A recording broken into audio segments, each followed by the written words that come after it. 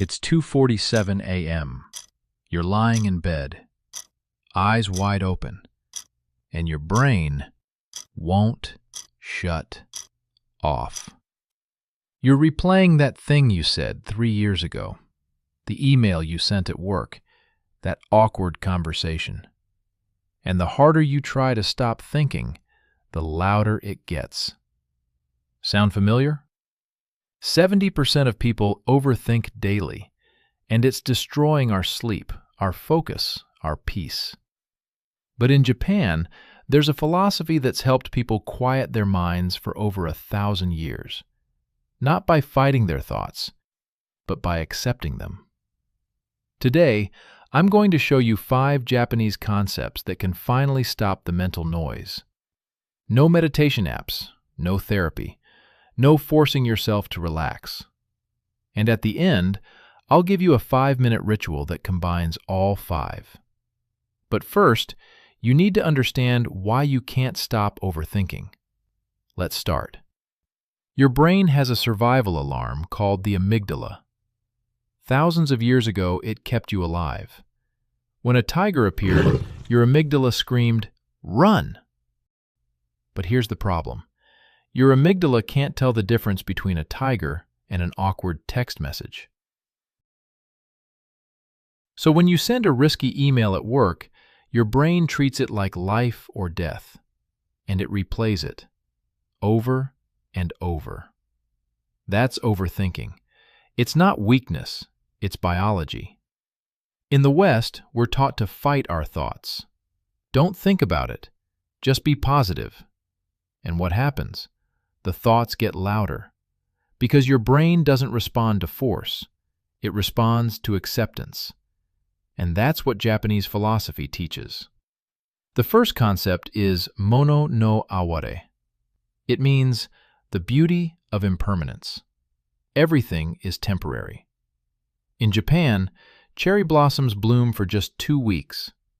People travel across the country to see them, not because they last forever, but because they don't. Now, apply this to your thoughts. That embarrassing thing you said? Temporary. That mistake at work? Already fading. That fear in your chest? It will pass. The problem is, you're grabbing the clouds, trying to control them. But mono no aware says, let them float by. Next time you overthink, say this. This thought is temporary. It will pass. The second concept is Wabi-Sabi, the beauty of imperfection. In Japanese tea ceremonies, they use bowls that are cracked, asymmetrical, rough. Western culture would throw these away, but in Japan, they're treasured. Because perfection is lifeless, imperfection is real. You replay mistakes because you think you need to be perfect. But Wabi-Sabi says, your imperfections are what make you human. That thing you said wrong? It's not a failure. It's proof you're alive and learning. Try this. Write down 3 mistakes you keep replaying. Next to each one, write, what did this teach me? Those mistakes are actually lessons. That's Wabi-Sabi. The third concept is ma, the space between things. In Japanese art, the empty space is just as important as the object itself. In music, the silence between notes creates the melody. But in the West, we fill every space. We scroll while watching TV. We can't stand silence. And when there's no space, your mind has nowhere to rest. Overthinking happens because your brain is overcrowded. No pause between thoughts, just constant noise. Ma teaches you to create space. Try this tonight. Spend 5 minutes in complete silence. No phone, no music.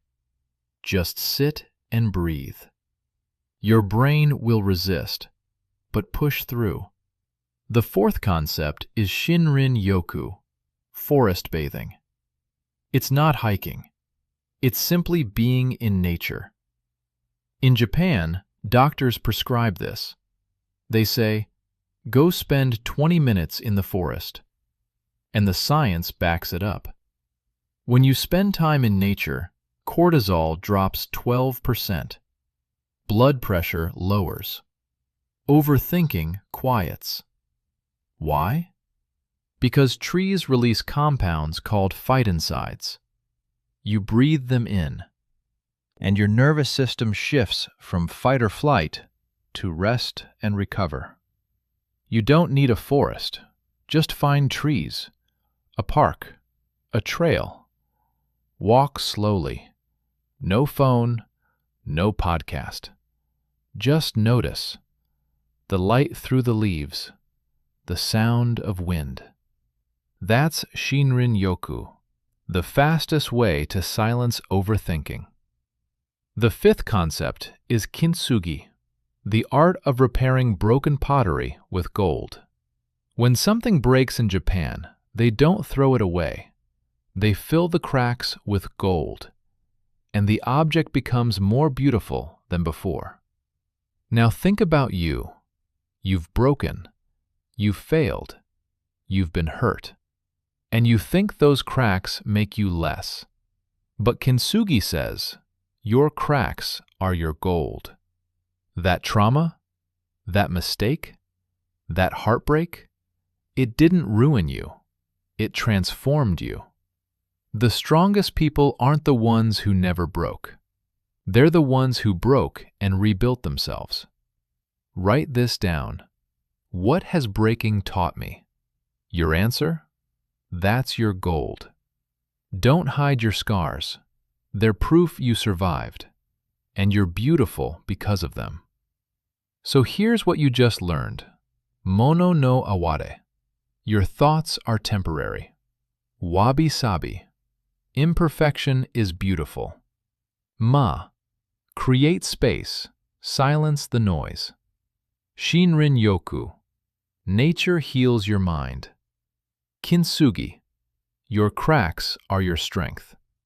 But here's what Western therapy doesn't tell you.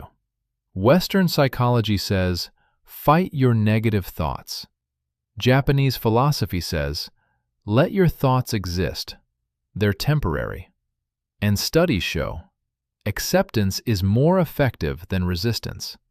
When you fight your thoughts, you give them power. When you accept them, they lose their grip. That's the secret.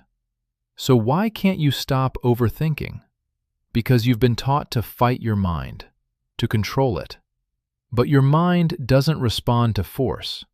It responds to space, to acceptance, to impermanence. Japanese philosophy doesn't silence your thoughts. It teaches you to stop drowning in them. And now, here's what I promised. The 5-minute Japanese anti-overthinking ritual. Minute 1. Sit in silence. No phone, just breathe. That's Ma. Minute 2. Think of one thought bothering you. Say, this is temporary. That's mono no aware. Minute 3. Think of one mistake. Ask, what did this teach me? That's Wabi-Sabi. Minute 4. Close your eyes. Imagine yourself in a forest. Breathe deeply. That's Shinrin-Yoku. Minute 5. Place your hand on your chest. Say, my cracks are my gold.